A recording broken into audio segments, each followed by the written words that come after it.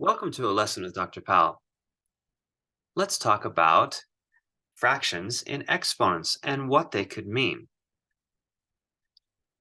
Okay, so you remember that what exponents did, they change a multiplication thing, repeated multiplication, into something with addition. So these exponents, since we have the same base occurring everywhere here, this is the base and that's the exponent, what we could do is we could add these guys together. So we add the exponents, which should make sense, right? So the exponents add together. Now notice that these guys are all the same, right? And you know there has to be three of them multiplied together to equal 8. Um, so three of the same thing multiplied together to equal 8 because we had three of the same thing added together to equal 1. I mean, that's essentially what it means. It's just terminology and what it means.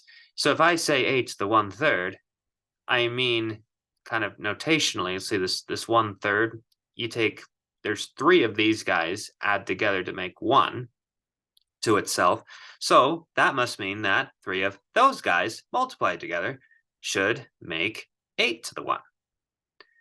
So we can kind of think what that is. That's just 2, right? Because 8 is equal to 2 times 2 times 2. So we can easily so when we think about a fractional exponent, 8 to the 1/3 is equal to 2. Let's try another one. What about 27 to the 1/3? What would that be? Well, we know that 27 to the 1/3 multiplied to itself 3 times is equal to 27. So, well, because 1/3 plus 1/3 plus 1/3 is 1, so what could this be? Well, it's 3, because 27 is equal to 3 times 3 times 3. All right. What about 16 to the 1/4? Let's think of what that is. So something that multiplies to itself 4 times to equal 16. What could that be? Well, you could think about it, but it's 2. As we factor out 16, we get a 2 times 2 times 2 times 2. So we get, it looks like the 4 2's multiply together to equal 16. In fact, if you wanted to, once after you get this, notice what you can do to both sides. You can raise both sides to the same exponent. And remember that, and think about what this does, all right? So this means, what does this mean as the 4 comes in? This means that we have, well, we're just going to multiply by 16 to the 1/4. How many times? 4 times. Because that's what that means. That 4 right there, it means just do this 4 times over. Okay, great. And then remember, these add. So you add all those guys up, and of course you get 1. Well, that kind of tells us something. When you distribute an exponent to another exponent in a multiplication, they multiply. Because what we're doing is this exponent represents repeated multiplication, and then here we're repeating that multiplication how many times? So repeating the multiplication, which is just simply multiplication. So these would naturally multiply out to be just 1. So cancel out. So that's 16 to the 1 is equal to 16, of course. Just a little practice with notation and how that would work in that particular case. But yet, what we get is kind of this knowledge of what to do with fractional exponents when it's something like a third, okay? But let's change this up a little bit more, okay? What if we had something, for instance, like, and maybe we don't actually all the time know what it means. I mean, what if we had something like 2, 2 to the 2/3? Maybe there's not an actual integer. Integer means like a whole number that this is equal to, but still we can change the form of it. We just know and kind of understand what in the world it might mean, right? So we could think of this fraction as being 2 squared, or we could think of this 2/3 as being 2 times a third, right? Then what we just talked about is, since this is multiplication, we could undo our discussion and put a parenthesis right here, because we realize that if we have 1/3 times this 1/3 distributes and multiplies to that 2, right? So we can think of it this way. So really what we're doing is we're taking a third root or we're taking a third power of 4. So we could think of this as being 4 to the 1/3. Now I said the word root. Now why did I do that? Well, that's another way of saying it. In fact, there's a notation for this. Whenever you have an exponent that looks like a third, you could actually write this symbol.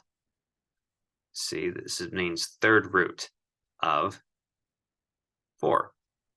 So then whatever this is, it's the number that when it multiplies to itself 3 times, you get up to 4.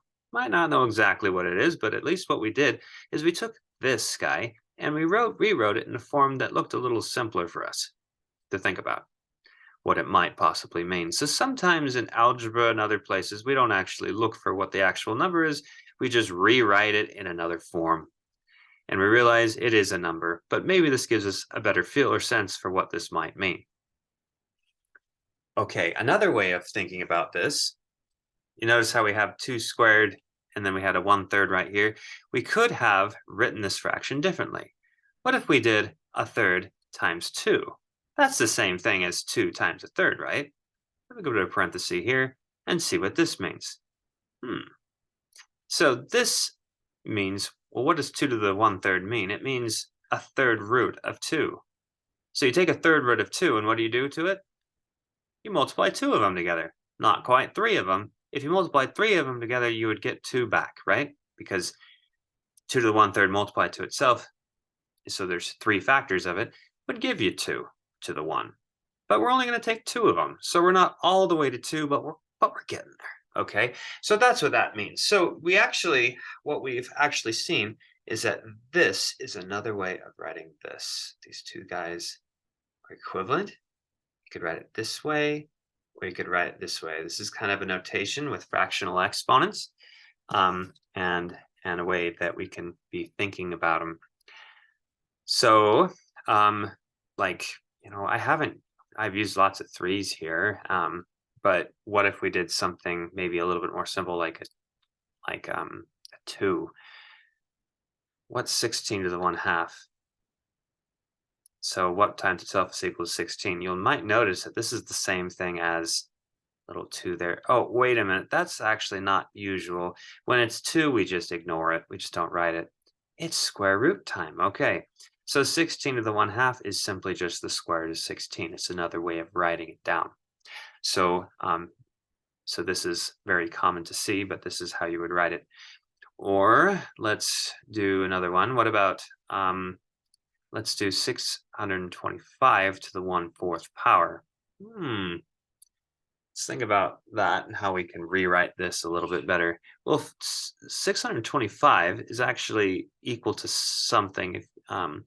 It's actually 25 times 25. Okay, if we think about that, let's think about that. 5 squared times 5 squared, and raise it to the 1/4 power, and think about what this might mean. Well, we could do this a couple different ways. One way is we could just multiply. If we multiply this, we're adding these exponents 2 and 2, because this is the same base.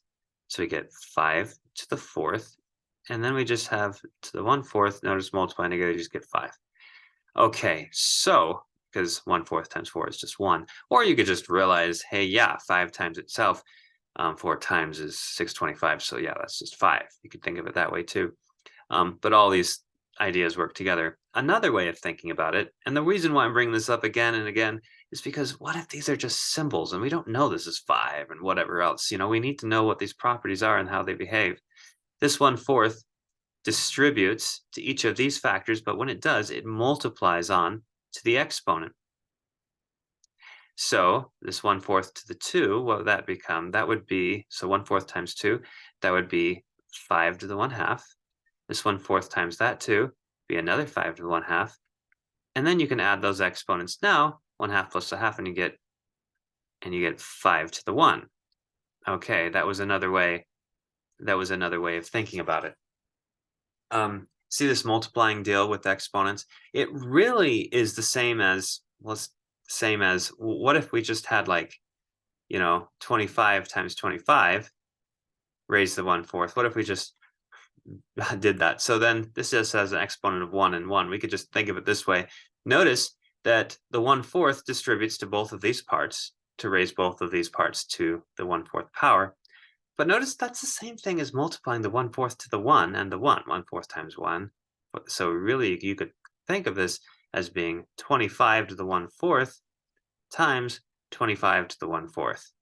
We're really over belaboring the point, but all for sake of just understanding how these different properties behave and how they work. 25 to the 1/4. What is that? How can we think about it? Well, what times itself? What times itself? 4 times is equal to 25. Well, 2 times it's 5.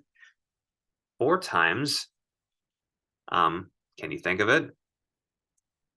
If you can't, well, in fact, you probably can, but if you can't, let's just rewrite this back as 5 squared to the 1/4 and realize this is 5 squared, 1/4, 1/4, and 2 multiplied to be 5 to the 1/2. Now, 5 to the 1/2, do you remember another way of writing that? Square root of 5. So we can think square root of 5, and that guy is square root of 5. Multiply those two together, you get 5. How do we know that? Square root of 5 is a number such that if you multiply it to itself, so there's 2 factors of them, you get 5. Just by definition of what square root was, we got 5. Wow, a lot of different ways of looking at the exact same thing, but nonetheless, it works, and all these properties work together. We'll finish up this video for now, and we'll do more with exponents again next time. Thanks for watching.